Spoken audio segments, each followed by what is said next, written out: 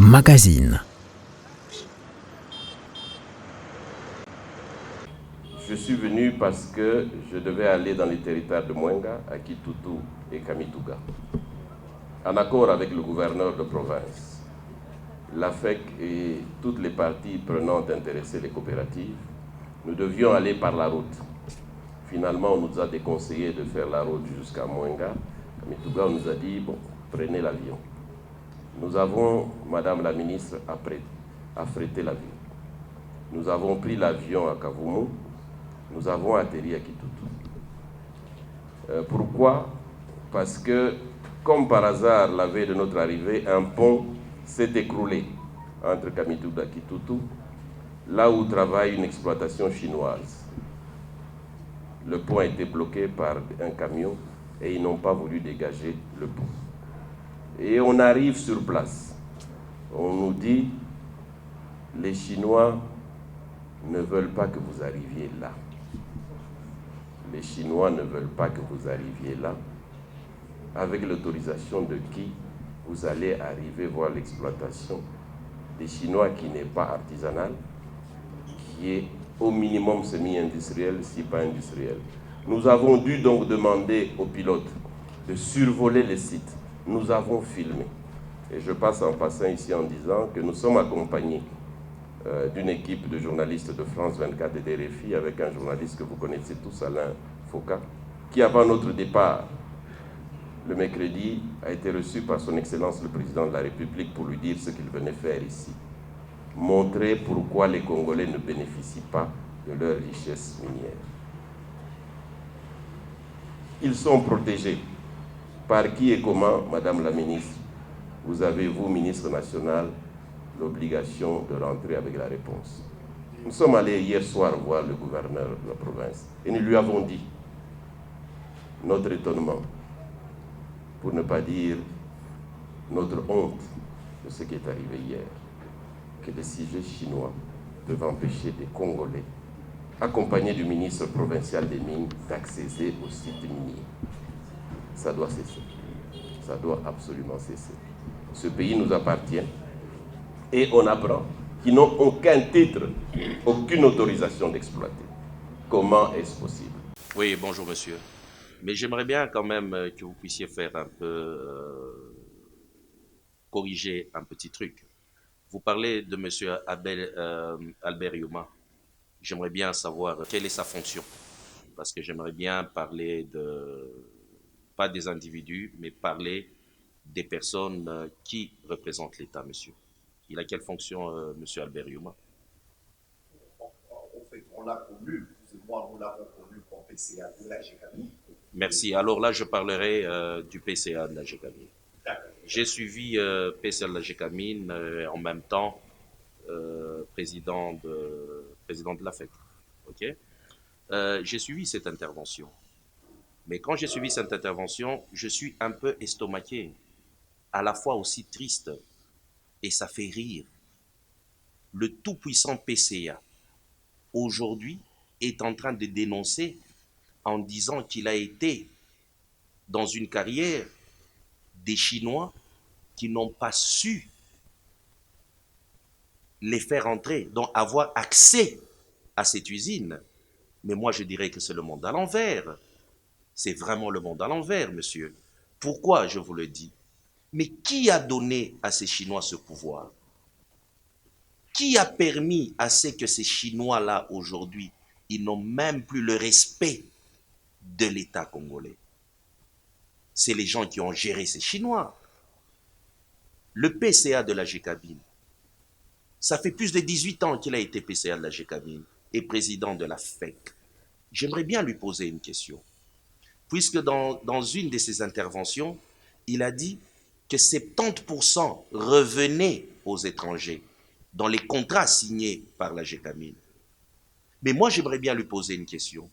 Qu'est-ce que lui, il a fait pour porter combien de compagnies congolaises que lui a élevées pour que ces compagnies congolaises se retrouvent dans ces 70%-là des contrats miniers? Combien? Il a été là pendant 18 ans. Il a été aussi président de la FEC. Ça, moi, j'appellerais que ça, c'est une distraction. Pourquoi dénoncer en ce moment? Ça veut dire quelque part, le PCA n'a plus le contrôle, comme il avait avant. Mais il ne faudrait pas maintenant manipuler la population. C'est un homme intelligent. C'est un homme qui a toujours des bonnes idées. Parce que dans une de ses interventions, je l'ai suivi, où il a déclaré en disant que dans le temps, la Gécamine produisait 500 000 tonnes de cuivre par an. Et avec ces 500 000 tonnes de cuivre par an, la Gécamine était en mesure de participer au budget de l'État à 70%. Lui-même, dans sa déclaration, il a dit, aujourd'hui, il y a 1 million de tonnes de cuivre qui sort par an. Ils n'arrivent même pas à contribuer à 17% dans le budget de l'État. Ça veut dire qu'il y a quelque chose qui ne va pas. Mais lui, il a été là en tant que PCA. Il avait les décisions. Qu'est-ce qu'il a fait pendant ces 18 ans? Qu'est-ce qu'il a pu apporter? Quelle est la solution? À quel moment il avait dénoncé cela? Parce que lui, c'est un homme intelligent. Moi, je trouve que non, ce n'est pas bon. Et puis, il est parti là-bas avec les journalistes étrangers. Pourquoi? Qui lui a donné cette information? S'il savait déjà qu'il y avait quelque chose d'anormal, quelque chose où les gens n'étaient pas dans un truc légal, oui, mais monsieur, il devrait... ça pouvait être dans une visite d'inspection, en sa qualité aussi. En sa qualité en tant que PCA ou président de FEC, monsieur. Parce qu'il est parti avec un journaliste étranger. Il pouvait partir aussi avec les journalistes congolais. Ce sont ces gens-là qui vivent de ça tous les jours, qui ont des informations tous les jours. Quand vous prenez un étranger pour aller là-bas, ça veut dire que vous avez eu une information. Vous devrez prendre ce journaliste étranger et prendre les journalistes congolais, eux aussi avec le parquet, parce que déjà vous avez une information. Ça, ce n'est pas bon. Vous faites un truc comme ça, une pression, pour qu'après on peut... Je ne dis pas ça. Et c'est ce qui se passe dans notre pays. Vous dénoncez, et puis à un moment, on vous appelle à côté. Cette dénonciation que vous avez faite, c'était juste une pression, et vous passez à autre chose. Il a déclaré les pertes qu'il y avait pour notre République à la Gécamine. Quelle était la solution après sa dénonciation? C'est de ça que nous avons besoin. Nous avons besoin, en ce moment, qu'on nous dise, qu'on nous montre, toujours par le même PCA, une vidéo qui montre qu'on est allé arrêter ces Chinois parce qu'il a déclaré que ces Chinois n'ont pas de permis d'exploitation. C'est de ça que nous avons besoin. Si eux ne le font pas, je demanderai au peuple congolais qu'on se tienne main par la main, que cette opinion publique, que nous-mêmes, que nous puissions être en mesure d'aller porter plainte à ces genres de trafic d'influence. Il ne peut pas être au-dessus de l'État. Un représentant du ministre de Mines nationales n'arrive pas à accéder dans une carrière. Est-ce que ça peut se faire en Zambie? Est-ce que ça peut se faire en Afrique du Sud? Est-ce que ça peut se faire en Chine? Un Congolais là qui s'approprie d'une mine et qui refuse à ce que les Chinois puissent avoir accès. Écoute, on se moque de qui? Ce sont des choses comme ça qu'on devrait arrêter. Je repose encore la même question. Lui, quand il était PCA et président de la FEC, il a remonté combien de Congolais? Dans ses déclarations, et voilà, c'était que ces étrangers sont descendus ici parce qu'ils ont promis les dividendes. Mais au moment où ils n'ont pas respecté avec ces dividendes-là, pourquoi est-ce qu'on n'a pas annulé ces contrats? Pourquoi on n'a pas annulé ces contrats? Parce qu'eux n'ont pas respecté. Ce qu'ils ont promis, ils n'ont pas respecté. Mais ils continuent à produire. Il a même parlé de chiffres. Ils ont dit à un moment, quand il y a eu pression, ces gens ont voulu payer 1 milliard de dollars et quelques. Au moment, ils devraient payer 15 milliards. Qu'est-ce qu'ils ont fait pour pousser ces gens à payer ces 15 milliards? Et ces gens, quand ils arrivent ici, ils arrivent avec, lui-même a dit, avec un taux d'intérêt de 2%, crédit d'un taux d'intérêt de 2%, mais chez nous, ils viennent, ils nous taxent 10% d'intérêt. Est-ce que c'est normal? Nous devons quand même arrêter. Il faudrait qu'on se fasse respecter maintenant, nous les Congolais. Trop, c'est trop. Mais ils devraient dénoncer cette histoire avant. Donc aujourd'hui, maintenant, il n'est plus dans le système avec ces gens-là. Il vient dénoncer. Non, non, non, non, non. Alors moi, je demanderai au PCA de la Gécamine et président de FEC, comme il a eu à passer au moins plus de 18 ans, parce que lui aussi, il a participé à cela. Ok? J'aimerais qu'il nous cite qui sont les responsables qui ont donné de ces genres de contrats. Comme ça qu'on puisse les poursuivre, qu'on sache exactement cet argent-là qui a échappé à l'État, c'est parti avec qui?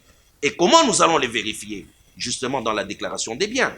J'aimerais bien que les PCA nous disent, avant qu'il ne soit PCA de la GECAMIN, qu'il ne soit président de la FEC, il avait combien dans son compte? Est-ce qu'il avait déjà déclaré ses biens quand il a été PCA? Mais on peut regarder, au moment où il a commencé à être un agent de l'État, être PCA de la GECAMIN, et avant ce qu'il avait, et après ce qu'il a eu. Comme ça, et c'est valable pour tout le monde. Pour tout le monde qui était dans ce système-là, GECAMIN. Qui ont fait à ce que ce monde ces gens deviennent beaucoup plus puissants que même la GECAMIN, que même l'État. Aujourd'hui, si on dénonce, on doit arrêter. Il ne faudrait pas qu'on dénonce juste pour une pression, et puis après, voilà, ça devient du cinéma, ça devient une comédie. Ça, on n'accepte pas. Ça, on n'accepte pas. Dans le temps, on avait des ravitaillements, on avait des écoles, on allait à des écoles gratuites, ok? Les hôpitaux, tout ça, c'était gratuit. À 500 000 de tonnes par an. Aujourd'hui, à 1 million, vous n'arrivez même pas à avoir même un hôpital. Est-ce que c'est normal? Non, ce n'est pas normal. Ce n'est pas normal, monsieur Richard. Voilà. En passant, on est en train de, sur les médias aujourd'hui, ça fait mouche, ça se fait parler. Il y a Mouzito qui a fait une intervention, qui parle aussi, qui est en train de dénoncer le fait qu'il est critiqué, de toucher, ce qui n'est pas censé toucher, et tout ça. On en parle quand même dans les couloirs. Juste une parenthèse, vous avez un commentaire sur ça? Monsieur Richard, moi je ne parlerai pas de monsieur Mouzito. Moi je parlerai par contre du Premier ministre honoraire. C'est là où ça a un sens. Ok? Le Premier ministre honoraire, j'ai suivi sa déclaration. Mais ça fait quand même rire. Où il a dit que lui ne peut pas participer, aller travailler dans un parlement illégal. Mais c'est ce qui fait rire. Donc, travailler, ça devient un parlement illégal, mais aller toucher l'argent, ça devient l'argent légal. Vous ne voyez pas que quelque part là, on se moque de la population. Le même parlement illégal, c'est là où toi, tu vas toucher ton salaire. Ça n'a pas de sens. On se moque de qui? Le même parlement illégal, c'est là où vous êtes en train d'aller proposer les propositions de loi de la CENI, avec le même parlement illégal. Vous ne trouvez pas que c'est quand même anormal? Moi, par contre, je demanderai au Premier ministre, parce que lui, il est donneur de leçons. J'aimerais bien lui poser une seule question. Avant qu'il ne soit Premier ministre, est-ce qu'il avait déjà déclaré ses biens? Et à la sortie, est-ce qu'il a déclaré aussi? Parce que j'aimerais bien, nous sommes curieux, nous, peuple, de savoir, avant qu'il ne soit Premier ministre, qu'est-ce qu'il avait? Et une fois qu'il a travaillé pour l'État, qu'est-ce qu'il a eu? En tout cas, ça c'est le travail du parquet maintenant et de l'IGF. Comme ça qu'on sache la personne qui nous donne les leçons de morale, s'il peut vraiment nous donner les leçons de morale. Déjà, tu prends de l'argent de l'État et tu ne travailles pas pour l'État. Tu dis que non, parce qu'on t'avait voté et que toi, tu as droit à cet argent. On se moque de qui? On se moque de qui? Mais cet argent devrait être aussi illégal, comme toi, tu as dit que le Parlement est illégal. Non, qu'on arrête un peu de s'amuser avec nous comme ça. S'il vous plaît, que l'IGF fasse son travail. Je crois qu'on va tellement décourager ces genres de pratiques et les gens, ils vont vraiment bien respecter l'État, M. Richard. Un dernier mot pour sanctionner cette intervention. Cette intervention? Quelle intervention, M. Richard?